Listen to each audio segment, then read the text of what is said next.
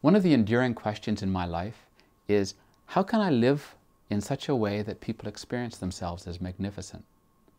Well, I'm trying to exert leadership, because leadership is always an influence process. Anytime I try to exert leadership with somebody else, I've learned that I won't have influence with somebody else until they believe and they experience in me that I can be influenced by them.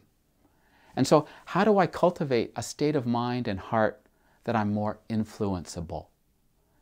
I have to cultivate this core belief that on any topic, you have something to teach me. Now, it doesn't mean that I don't have something to teach or give or lead. I have to get to a place where the teacher and student in me bows down and honors the teacher and student in you. So what I want is more freedom. Freedom to suspend my judgment, to cultivate self-awareness, to experience you as you are. But every day I have a problem with that, because I take offense. I get protective. I start to think and prejudge and categorize you based on who I think you are and why you're doing what you're doing. That might be based on what generation you're part of, what group you're part of, or just how I've come to experience you. So how can I calm my mind?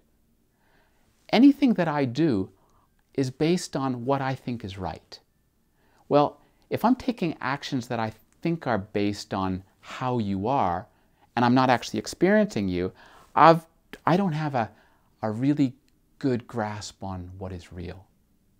One of the tools that's really helped me is the Ladder of Inference. It's originally written by Argyris Ladder and popularized in Peter Senge's book, The Fifth Discipline. And while it might seem that reality is just readily available for us to experience, the fact is that I experience reality selectively based on my beliefs.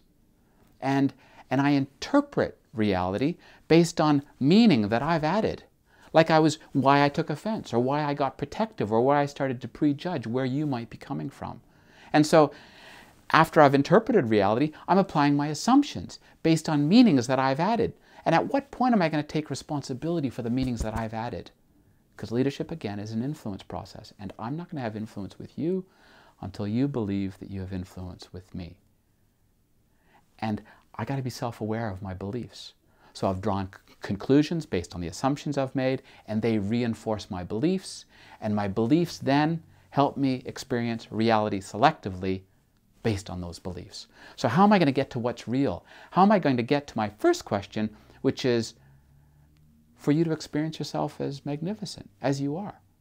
Well, if I'm going to be a leadership servant, if I'm going to actually place myself in service of you, then I've got to get to this place where I can calm my prejudgment, to suspend my judgment, to cultivate this self-awareness.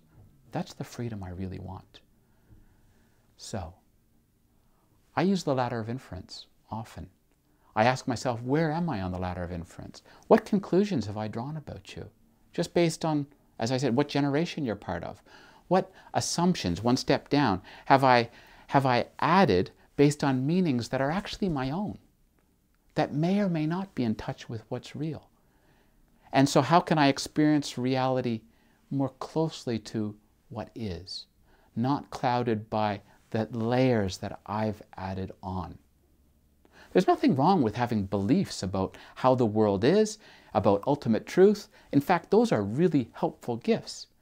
And if I'm to serve with freedom, if I'm to be impactful, and first and foremost, that would be holding up a mirror to the truth of who you are, then I'm going to have to get clearer on who I am. Because how I do anything is how I do everything. And how I talk to myself is how I talk to you. So if I've got negative, crappy, judgment things to say about myself, then that is leaking out in terms of how I treat you. So, stillness, peacefulness, reflection, getting back in touch with what's real. If you'd like to explore ideas like this with me, shoot me a comment. I'd love to have a conversation with you. I've got something to learn from you, and so do many other people. The student and the teacher in me bows down to the student and teacher in you.